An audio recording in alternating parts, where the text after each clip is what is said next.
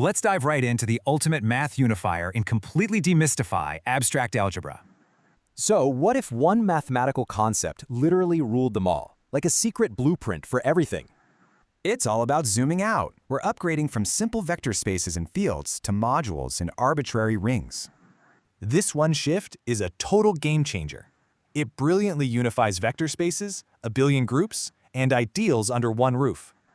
You know how vector spaces have subspaces? Well, modules have submodules, which are basically the fundamental building blocks.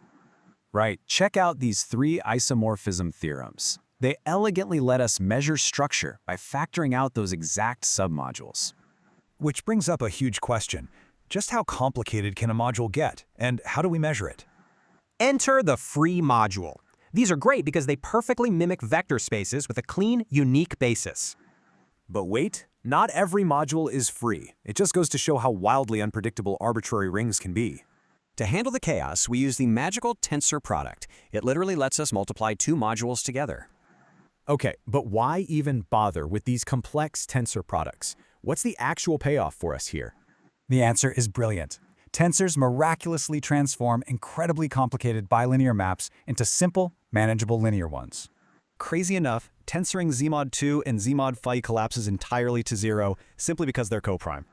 All right, let's shift gears. Meet the homological trinity: projective, injective, and flat modules. They power modern algebraic topology. This whole thing relies on exact sequences.